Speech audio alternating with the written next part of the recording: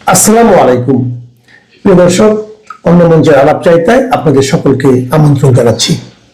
2024 সালের জুলাই আগস্টে নির্বিচারে পুলিশি স্থাপনাগুলোতে হামলা ও পুলিশ হত্যার ঘটনাগুলোর তদন্তে মাঠে নামছে পুলিশের একাধিক টিম। বিগত অন্তর্বর্তী সরকারের পক্ষ থেকে এসব ঘটনার তদন্তে ছিল চরম আপত্তি, কিন্তু নতুন নির্বাচিত সরকার এসব পুলিশ হত্যা ও স্থাপনায় হামলার ঘটনাগুলোর তদন্তে পুলিশের ঊর্ধ্বতন কর্তৃপক্ষকে গ্রিন সিগন্যাল দিয়েছে। গ্রিন সিগন্যাল পেয়ে পুলিশ শুরু করেছে ছায়া তদন্ত, সংগ্রহ করছে সিসিটিভির ফুটেজ ও আলামত। পুলিশের একাধিক সূত্রগুলো বলছে 2024 সালের আগস্টে থানা থেকে লুট হওয়া যেসব অস্ত্র এখনো উদ্ধার হয়নি সেগুলো উদ্ধারে মেসিভ ড্রাইভের পরিকল্পনা আছে। সাথে একই সময় কারাগার থেকে পালিয়ে যাওয়া জঙ্গি ও চিহ্নিত সন্ত্রাসীদের ধরতে বিশেষ অভিযান পরিচালনা করা হতে পারে।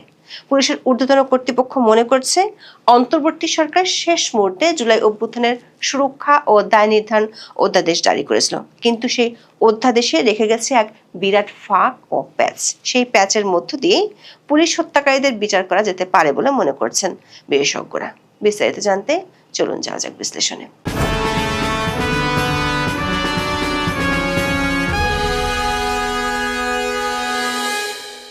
2024 সালের 20 জুলাই সারা ঢাকা শহর ছিল উত্তাল। সেদিন সকালে রায়েরবাগ এলাকায় এমন একটি ঘটনা ঘটে যা ছিল বিভৎস। টুরিস্ট পুলিশের এএসআই মোহাম্মদ মুক্তাদির মাতুয়াইলের বাসা থেকে অফিস ধরতে পল্টনের পথে রওনা হন। পথে তার পরিচয়পত্র দেখার পর একদল মানুষ তাকে পিটিয়ে হত্যা করে। এরপর মরদেহ রায়েরবাগ ফুটব্রিজে ঝুলিয়ে রাখে কয়েক ঘন্টা। একই বছরের 4 আগস্ট সন্ত্রাসী হামলায় সিরাজগঞ্জ জেলার এনায়েতপুর থানার ওসি আব্দুর রাজ্জাক সহ 15 জন পুলিশ সদস্যকে কুপিয়ে হত্যা করা হয়। তাদের কারো কারো লাশ গলায় রশি বেঁধে ঝুলিয়ে রাখা হয়, কারো লাশ পুকুরে ফেলে দেওয়া হয়। এই ঘটনায় পুলিশের একজন কর্মকর্তা বাদী হয়ে একটি হত্যা মামলা দায়ের করেছিলেন, কিন্তু অন্তর্বর্তী সরকার আমলে সেই তদন্ত এক কদমও এগোয়নি। একই দিন কুমিল্লার ইলিয়াটগঞ্জ হাইওয়ে থানার এক পুলিশ সদস্য সন্ত্রাসী হামলায় নিহত হন। পরদিন 5 আগস্ট রাজধানীর যাত্রাবাড়ি থানায় হামলা করা হয়। 4 জন পুলিশ সদস্যকে পিটিয়ে হত্যা করার পর থানায় আগুন ধরিয়ে দেওয়া হয়। থানায় দায়িত্ব পালনরত অবস্থায় পিটিয়ে হত্যা করা হয় কনস্টেবল আব্দুল মজিদকে। সেই হত্যার ঘটনায় 2024 সালের 23 সেপ্টেম্বর যাত্রাবাড়ি থানায় অজ্ঞাত আসামিদের বিরুদ্ধে একটি হত্যা মামলা করেন কনস্টেবল আব্দুল মজিদের স্ত্রী শাহজাদি বেগম। কিন্তু অন্তর্বর্তী সরকারের 1.5 বছরের শাসনামলে এই মামলাটির তদন্ত শুরুই হতে পারেনি। দর্শক, জুলাই আন্দোলনে হামলায় আসলে কত পুলিশ মারা গেছেন তা নিয়ে আছে বিতর্ক। পুলিশ সদর দপ্তর জানিয়েছিল 44 জন সদস্যকে হত্যা করা হয়েছে। পুলিশ সদর দপ্তর থেকে তখন দেয়া এই হিসাব অনুযায়ী 2024 সালের 20 জুলাই থেকে 14 আগস্টের মধ্যে এসব পুলিশ সদস্য মারা যান। 44 জনের মধ্যে সবচেয়ে বেশি 25 জন পুলিশ সদস্য মারা যান 5 আগস্ট। আগের দিন 4 আগস্ট মারা যান 15 জন। অঞ্চলভেদে নিহতদের সংখ্যা বিশ্লেষণে দেখা যায় ঢাকা মহানগর এবং সিরাজগঞ্জ জেলা ছিল সবচেয়ে বেশি ক্ষতিগ্রস্ত এলাকা। ঢাকা মহানগরে 14 জন এবং সিরাজগঞ্জে 14 জন পুলিশ নিহত হন। পুলিশ কর্মকর্তারা অবশ্য এত কম সদস্যের মৃত্যুর বিষয়টি মানতে নারাজ। তাদের মতে নিহতের সংখ্যা আরো অনেক বেশি। দৈনিক দেশ রূপান্তরের এক রিপোর্টে বলা হয়েছে, পুলিশ অন্তর্বর্তী সরকারের কাছে তদন্তের দাবি তুলেছিল, কিন্তু ডক্টর ইউনূসের প্রশাসন তা আমলে নেয়নি। উল্টো স্বঘোষিত পুলিশ হত্যাকারীদের দায় মুক্তি দেওয়ার জন্য বিজ্ঞপ্তি জারি করেছিল অন্তর্বর্তী সরকার। নোয়াখালীর সোনাইমুড়ি থানা পুলিশের এক কনস্টেবলকে হত্যার অভিযোগে 2024 সালের 12 অক্টোবর এক কিশোর ও 2 তরুণকে গ্রেপ্তার করেছিল পুলিশ। তারা হত্যার ঘটনায় সংশ্লিষ্টতা স্বীকার করে 164 ধারায় আদালতে জবানবন্দি দিয়েছিল। এই ঘটনায় সরকার তখনকার মিত্ররা বেশ ক্ষেপে যায়। 2 দিনের মধ্যে স্বরাষ্ট্র মন্ত্রণালয় থেকে বিজ্ঞপ্তি জারি করা হয়। 2024 সালের 15 জুলাই থেকে 8 আগস্ট পর্যন্ত জুলাই আন্দোলন সংশ্লিষ্ট ঘটনার জন্য কোনো মামলা, গ্রেপ্তার বা হয়রানি করা হবে না। তখন প্রশ্ন উঠেছিল, ওই সময় যেসব পুলিশ সদস্য হত্যাকাণ্ডের শিকার হয়েছেন তারা ন্যায় বিচার পাবেন কিনা। এছাড়া 5 আগস্ট থেকে 8 আগস্ট পর্যন্ত সারা দেশে হত্যা, লুটপাট ও অগ্নিসংযোগের ঘটনার শিকার ব্যক্তিরাও ন্যায় বিচার থেকে বঞ্চিত হয়েছেন। আন্দোলন চলাকালে সারা দেশের প্রায় 70% পুলিশ স্থাপনা হামলার শিকার হয়।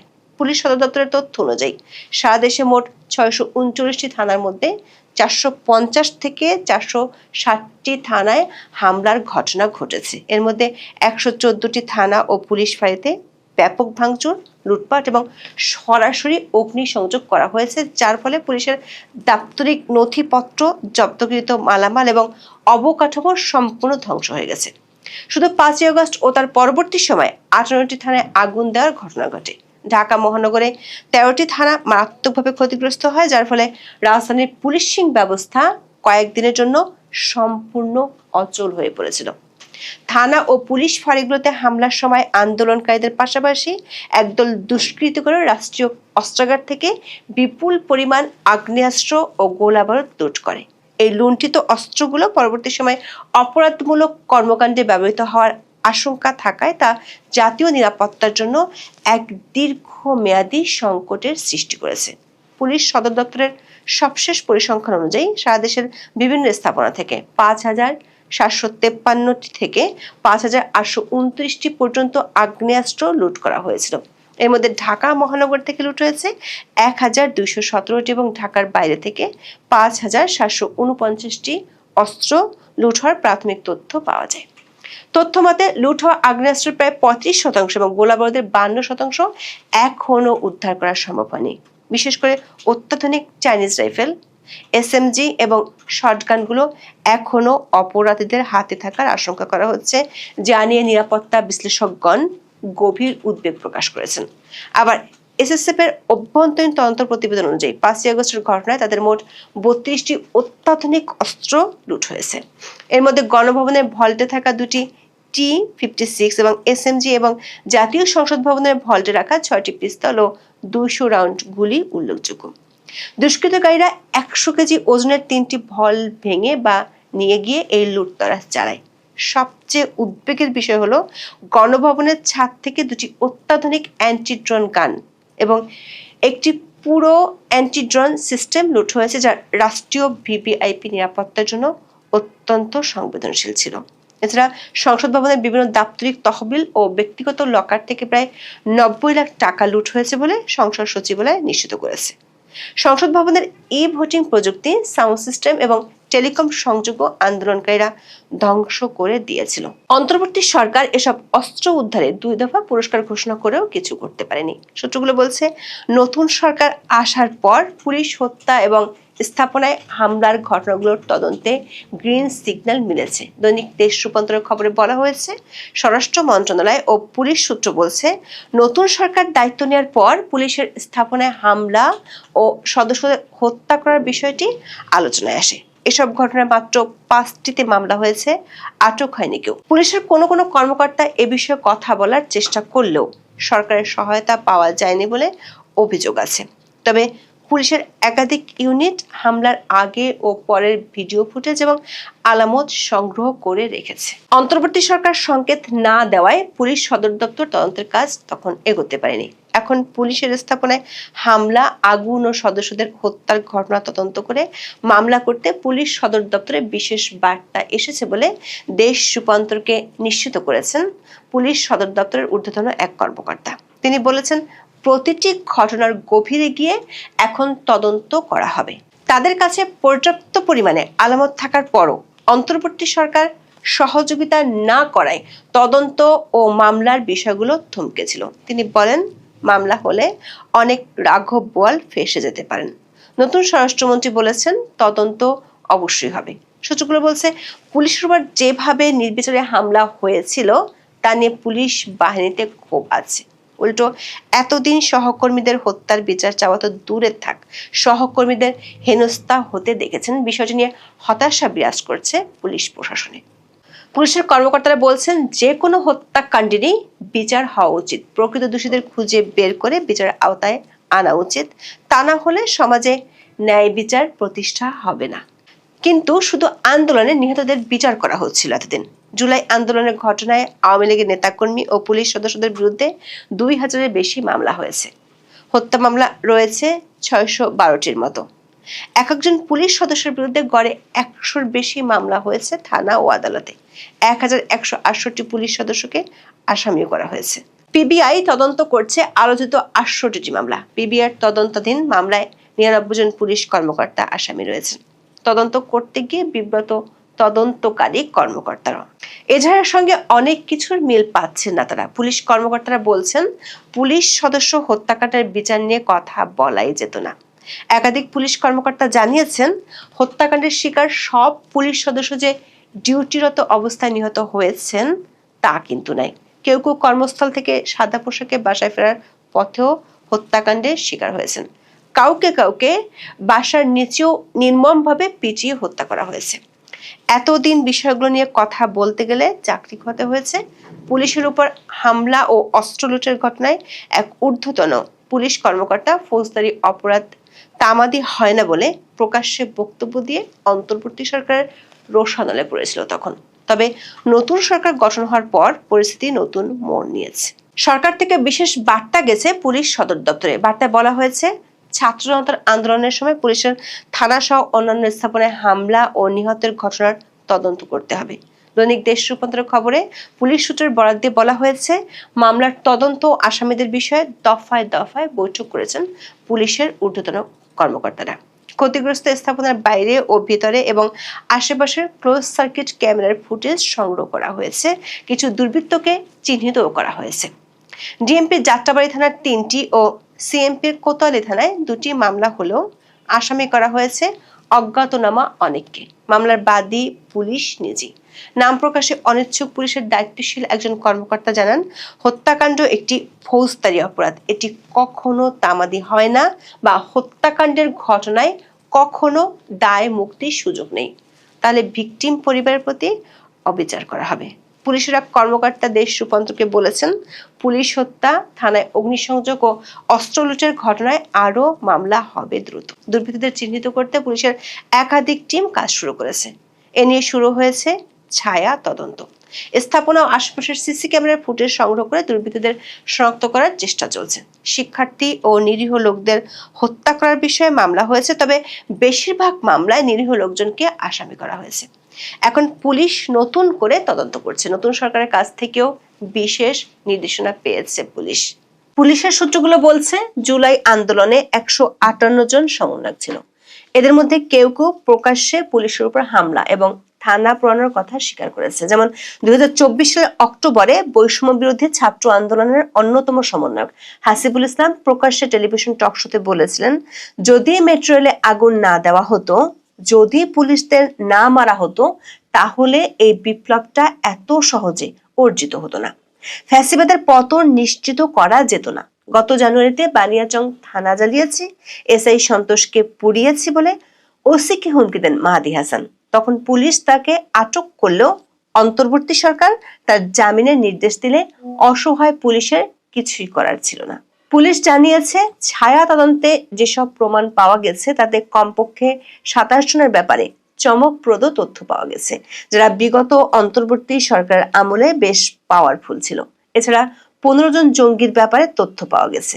ডিএমপি সূত্রে জানা গেছে, যাত্রাবাড়ি থানায় কারা আগুন দিয়েছিল সেই ফুটেজ তারা সংগ্রহ করেছে। এর মধ্যে একজন তালিকাভুক্ত জঙ্গিও আছে। 12 ফেব্রুয়ারি নির্বাচনের পর থেকে এই জঙ্গি পলাতক।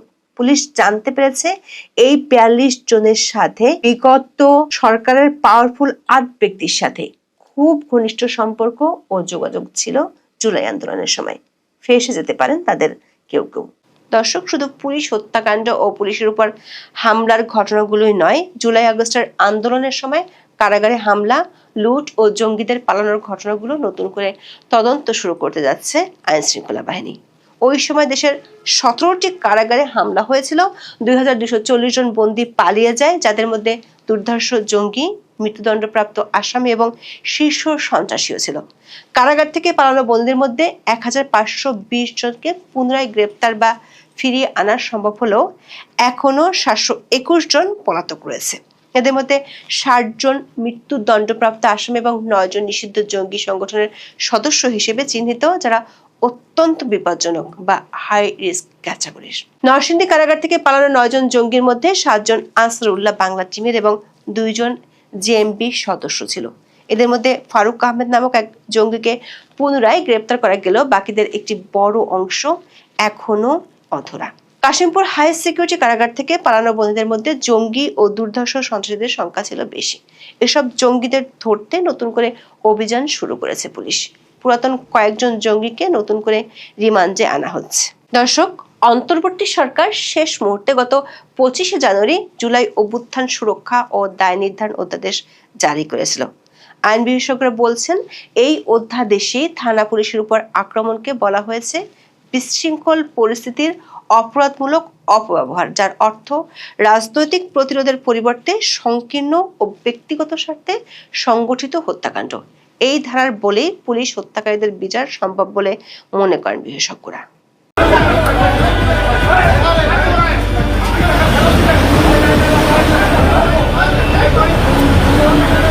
বাংলাদেশ ব্যাংক থেকে ইউনূসের নিয়োগকৃত গভর্নর হাসান এইচ মনসুরকে বলতে গেলে কর্মকর্তা কর্মচারীরা ধর ধর ধর বলে মব করে বিদায় দিয়েছে, সঙ্গে তার অনুচরদেরও বিদায় দিয়েছে, যাদেরকে নিয়ে বিগত 18 মাস তিনি বাংলাদেশের অর্থনীতিকে বলতে গেলে শেষ করে দিয়েছেন। প্রথমবারের মতো সরকারের নিয়মিত ব্যয় মেটানোর জন্য ধার করতে হয়েছে। আর সবচেয়ে বড় কথা যে কথায় কথায় ইউনূস সরকার দাবি করেছে তারা নাকি রিজার্ভ বাড়িয়ে $40 বিলিয়ন করেছে, অথচ বিদ্যুৎ খাত থেকে শুরু করে পদ্মা সেতুর ঋণের কিস্তি পরিশোধ না করা সহ নানা ক্ষেত্রে বকেয়া রেখেছে $25 বিলিয়ন কাছাকাছি। তাহলে রিজার্ভ থাকলো কত ভাই? আপনারা হিসেব করুন। ওদিকে 18 মাসে ইউনূস এবং তার সহযোগীরা দেশ থেকে $200 বিলিয়ন মতো পাচার করেছে, যা অর্থনীতিবিদরা বলছেন। এবার বলুন, এই হাসান এইচ মনসুরকে ধর ধর ধর বলে চিৎকার না করে কি উপায় আছে?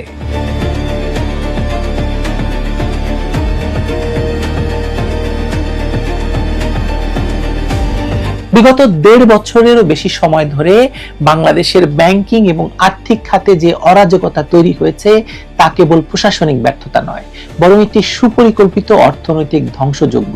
শেখ হাসিনার শাসনামলকে যিনি তথাকথিত স্বর্ণযুগ বলে তাচ্ছিল্য করতেন, এবং এই হাসান এইচ মনসুর তখন টক শো আর কলামে শেখ হাসিনার উন্নয়ন নীতিকে কঠোর সমালোচনা করতেন। কিন্তু ভাগ্যের নির্মম পরিহাস দেখুন, সমালোচনা করা আর দায়িত্ব নিয়ে তা সামলানো এক জিনিস নয়। দায়িত্ব পাওয়ার পর তিনি বাংলাদেশকে বদলে দেওয়ার পরিবর্তে নিজের এবং নিজের ঘনিষ্ঠজনদের ভাগ্য বদলে দিয়েছেন। বাংলাদেশ ব্যাংক অফিসার্স ওয়েলফেয়ার কাউন্সিলের অভিযোগপত্রে যে ভয়াবহ চিত্র উঠে এসেছে তা প্রমাণ করে যে গভর্নর হিসেবে তিনি কেবল দুর্নীতিকে প্রশ্রয় দেননি, বরং ব্যাংকিং সেক্টরে একটি লুটেরা রাজত্ব কায়েম করেছিলেন। এই কাউন্সিলে ব্যাংকের কর্মকর্তারা স্পষ্ট ভাষায় জানিয়েছিলেন যে কিভাবে ব্যাংকের সম্পদ অপব্যবহার করা হয়েছে এবং কিভাবে নির্দিষ্ট কিছু কর্মকর্তা এবং তাদের পরিবার ব্যক্তিগতভাবে লাভবান হয়েছেন। আজ যখন তাকে ধর ধর ধর স্লোগানে ধাওয়া করা হচ্ছে, তখন বুঝতে হবে এই ক্ষোভ গত 18 মাসে তৈরি হয়েছে। এই 18 মাসের বঞ্চনা, অনিয়ম এবং চোখের সামনে রাষ্ট্রের সম্পদ লুণ্ঠন দেখার পুঞ্জীভূত যে বারুদ, তার বিস্ফোরণ ঘটেছে তার বিদায় লগ্নে। হাসান এইচ মনসুর নিশ্চয়ই ভদ্রজন, কিন্তু তার পদত্যাগ আদৌ স্বাভাবিক ছিল না। তার নিয়োগ কি স্বাভাবিক ছিল? তার নিয়োগও স্বাভাবিক ছিল না, কারণ ডক্টর ইউনূস নিজ ক্ষমতা বলে বয়স বাড়িয়ে তাকে নিয়োগ দিয়েছিল। কারণ বাংলাদেশ ব্যাংকের গভর্নর হওয়ার একটা নির্দিষ্ট বয়স সীমা আছে, তিনি সেই বয়স সীমা উঠিয়ে দিয়েছিলেন এই হাসান এইচ মনসুরকে নিয়োগ করবেন বলে। সাধারণত কেন্দ্রীয় ব্যাংকের গভর্নররা নীরবে পদত্যাগ করেন অথবা সরকারি ঘোষণার মাধ্যমে তাদের নিয়োগ বাতিল করা হয়। কিন্তু হাসান এইচ মনসুরের ক্ষেত্রে যা ঘটেছে তা ছিল একেবারে ভিন্ন চিত্র। বাংলাদেশ ব্যাংকের কর্মকর্তারা প্রকাশ্যে তার বিরুদ্ধে আন্দোলন করেছে। যখন তিনি সংবাদ সম্মেলন করে দাবি করলেন যে তার পদত্যাগ করতে মাত্র 2 সেকেন্ড সময় লাগবে, তখনই স্পষ্ট হয়ে গেল যে কর্মকর্তাদের চাপে তিনি আর টিকতে পারছেন না। বাংলাদেশ ব্যাংক অফিসার্স ওয়েলফেয়ার কাউন্সিলের পত্রে যে গুরুতর অভিযোগগুলো উঠে এসেছে, সেগুলো পড়লে বোঝা যায় যে কি ভয়াবহ কর্মকাণ্ড ঘটে গেছে এই 18 মাসে। মানি লন্ডারিং প্রতিরোধ আইনের সরাসরি লঙ্ঘন করে ব্যাংকের অপারেশনাল তথ্য পাচার, গভর্নরের স্ত্রীর ব্যক্তিগত পছন্দে 2 কোটি টাকার টয়োটা আলফ্রেডো গাড়ি কেনা, প্রাধিকার বহির্ভূত 4টি গাড়ির অবৈধ ব্যবহার এবং ব্যক্তিগত সচিবের মাধ্যমে মাসিক 50,000 টাকা গাড়ি রক্ষণাবেক্ষণ ভাতা উত্তোলনের মতো অভিযোগগুলো সত্যি গুরুতর, এবং এই এনজিও ব্যবসায়ী হাসান এইচ মনসুরের বিরুদ্ধেই তো সেগুলো এসেছে। বিশেষত তার ডিজিটাল ব্যাংক লাইসেন্স বাণিজ্যের অভিযোগটি অত্যন্ত উদ্বেগজনক। ব্র্যাক ব্যাংকের সাবেক চেয়ারম্যান হিসেবে তার পুরাতন ব্যবসায়িক সম্পর্ক রক্ষার হীন উদ্দেশ্যে বিকাশ এবং সংশ্লিষ্ট প্রতিষ্ঠানগুলোকে ডিজিটাল ব্যাংকের লাইসেন্স দিতে তাড়াহুড়া করাটা স্বার্থের সংঘাতের স্পষ্ট উদাহরণ। ব্যাংক কোম্পানি আইন অনুযায়ী একক গোষ্ঠীর কাছে 10% অধিক মালিকানা থাকলে যে কঠোর আইনি বিধিনিষেধ রয়েছে তা তিনি সম্পূর্ণ উপেক্ষা করেছেন। সবচেয়ে লজ্জাজনক বিষয় হলো সিএসআর ফান্ডের অর্থের যথেচ্ছ ব্যবহার। নীলফামারী সরকারি উচ্চ বিদ্যালয় এবং খলিল মালিক ফাউন্ডেশনে অনুদান প্রদানের ক্ষেত্রে যে পক্ষপাতিত্ব দেখানো হয়েছে তার প্রাতিষ্ঠানিক নীতিমালা আসলে চরম লঙ্ঘন হয়েছে এই কাজটিতে। বিশেষত চুয়াডাঙ্গায় অবস্থিত তার ঘনিষ্ঠ বন্ধুর উদ্যোগে তৈরি প্রতিষ্ঠান 3 কোটি টাকা প্রদান করেছেন তিনি, এবং মার্থা লিনস্ট্রম নূরজাহান বেগম বালিকা উচ্চ বিদ্যালয়ে অনুদানের ক্ষেত্রে প্রত্যক্ষ স্বার্থের সংঘাত ছিল। টাঙ্গাইলের করিটোলায় গভর্নরের মালিকানাধীন বাগান বাড়ির সন্নিহিত বিদ্যালয়ের পরিচালনা পর্ষদের সভাপতি হিসেবে নিজ দায়িত্ব পালনরত অবস্থায় সেখানে অনুদান প্রদান করা সরাসরি নীতি বিরুদ্ধ। চতুর্থ দশকে প্রথমবার বাংলাদেশ সরকারকে নিয়মিত ব্যয় মেটাতে ধার করার যে তথ্য আমরা পত্রপত্রিকায় দেখতে পাচ্ছি তা অত্যন্ত উদ্বেগের। পরিচালক তৌফিকুল ইসলাম খান যে তথ্য উপস্থাপন করেছেন সেখানে দেখা যাচ্ছে অন্তর্বর্তী সরকার মাত্র 23,742 কোটি টাকা ধার করতে বাধ্য হয়েছে শুধুমাত্র পুনরাবৃত্ত পরিচালনার ব্যয় মেটাতে। এই অবস্থা আগে শুধু 80-র দশকে হুসাইন মোহাম্মদ এরশাদের আমলে ঘটেছিল। রাজস্ব আদায়ের দুর্বলতা, অর্থনৈতিক অস্থিরতা এবং নিস্তেজ বিনিয়োগ মিলিয়ে রাষ্ট্রের আর্থিক ভিত্তি ক্ষয় হয়ে গেছে। দুবাইয়ে হাসান মনসুরের মেয়ে মেহরিন সারা মনসুরের নামে 45 কোটি টাকার ফ্ল্যাট কেনার অভিযোগটি তার নৈতিক অবস্থানকে আরো প্রশ্নবিদ্ধ করেছে। 2024 সালের 24শে ডিসেম্বর দুবাই ল্যান্ড ডিপার্টমেন্টের দলিল অনুযায়ী আল জাদ্দা এলাকায় যে ফ্ল্যাটটি কেনা হয়েছে সেখানে তিনি কেবল অভিভাবক নন, বরং সরাসরি মালিক হিসেবে নাম রয়েছে তার। তার দুবাই সফরের সময়সূচি এবং ফ্ল্যাট রেজিস্ট্রেশনের তারিখ সামঞ্জস্যপূর্ণ, যা তার শারীরিক উপস্থিতি প্রমাণ করে। অথচ তিনি পূর্বের দাবি করেছিলেন যে কোনোদিন তিনি বিদেশে টাকা পাঠাননি। তাহলে সে টাকাটা গেল কিভাবে? টাকার পাখা গজিয়েছিল। সবচেয়ে ভয়াবহ বিষয় হলো অর্থনৈতিক পরিসংখ্যানের এই বিভ্রান্তিকর উপস্থাপনা। ইউনূস সরকার দাবি করেছে তারা রিজার্ভ বাড়িয়ে $40 বিলিয়ন করেছে, কিন্তু বিদ্যুৎ খাত থেকে শুরু করে পদ্মা সেতুর ঋণের কিস্তি পরিশোধ না করা সহ নানা ক্ষেত্রে প্রায় $25 বিলিয়ন কাছাকাছি বকেয়া পড়েছে। তার মানে প্রকৃত রিজার্ভ দাঁড়াচ্ছে মাত্র $15 বিলিয়ন আশেপাশে। এর সাথে যদি 18 মাসে পাচার হওয়া $200 বিলিয়ন হিসাব যোগ করি তাহলে দেশের অর্থনীতির প্রকৃত চিত্রটি আরো ভয়াবহ। অর্থনৈতিক সূচকের দিকে তাকালে দেখা যায় ইউনূস সরকারের এই 18 মাস ছিল বাংলাদেশের অর্থনীতির জন্য এক দুঃস্বপ্ন। বিগত 4 দশকের মধ্যে প্রথমবারের মতো সরকারকে তার দৈনন্দিন পরিচালনার ব্যয়, যেমন বেতন ভাতা, রুটিন বিল পরিশোধের জন্য ঋণ করতে হয়েছে। রাজস্ব আয়ে যে নামমাত্র 6.4% প্রবৃদ্ধি হয়েছে, তার বিপরীতে পরিচালন ব্যয় বেড়েছে 15.5%। এই ঘাটতি পূরণের জন্য সরকারকে প্রায় 24,000 কোটি টাকা ঋণ নিতে হয়েছে, যা 1980-র দশকে স্বৈরাচারী এরশাদ আমলের অর্থনৈতিক দেউলিয়াত্বের কথা মনে করিয়ে দেয়। বিদেশি ঋণের কিস্তি পরিশোধের চাপ বেড়েছে 37.4%, যা অর্থনীতির মেরুদণ্ড ভেঙে দিয়েছে। অথচ এই সময়কালে হাসান এইচ মনসুর ও তার সহযোগীরা উন্নয়নের ফানুস উড়িয়েছেন। তারা রিজার্ভ নিয়ে মিথ্যা তথ্য দিয়েছেন, বকেয়া ঋণ পরিশোধ না করে কৃত্রিমভাবে রিজার্ভের অঙ্ক দেখিয়েছেন বাড়িয়ে। সিপিডির মতো গবেষণা প্রতিষ্ঠানগুলো আজ স্বীকার করতে বাধ্য হচ্ছে যে এই অন্তর্বর্তী সরকারের ঋণের বোঝা আগের চেয়ে অনেক বাড়িয়ে দিয়ে গেছে। উন্নয়নের নামে যা হয়েছে তা হলো রাষ্ট্রীয় কোষাগার শূন্য করে নিজেদের পকেট ভারী করা। ব্যাংক কর্মকর্তাদের দ্বারা হাসান এইচ মনসুরের উপদেষ্টা এবং সহযোগীদের শারীরিকভাবে লাঞ্ছিত হওয়া এবং ঘাট ধরে বের করে দেওয়ার ঘটনাটি কোনো বিচ্ছিন্ন ঘটনা নয়। এটি হলো মব জাস্টিস, গণরোষের বহিঃপ্রকাশ। যখন প্রাতিষ্ঠানিক বিচার ব্যবস্থা কাজ করে না, তখন দুর্নীতিবাজরা ক্ষমতার দাপটে ধরাছোঁয়ার বাইরে থাকে, তখন সাধারণ মানুষ বা ভুক্তভোগী কর্মকর্তারা আইন নিজের হাতে তুলে নিতে বাধ্য হন। সেই ঘটনা ঘটেছে কিনা আমি বলতে পারবো না, কিন্তু সেটা ঘটলেও অন্যায় হয়েছে। আহসানুল্লাহর মতো উপদেষ্টারা যারা এই লুটপাটের দোষর ছিলেন, তাদের এই পরিণতি প্রমাণ করে যে অন্যায় করে পার পাওয়া যাচ্ছে না। প্রশ্ন হলো, এই শাস্তি কি কেবল লাঞ্ছনার মধ্যে সীমাবদ্ধ থাকবে, নাকি তাদের আইনের আওতায় এনে দৃষ্টান্তমূলক শাস্তি দেওয়া হবে?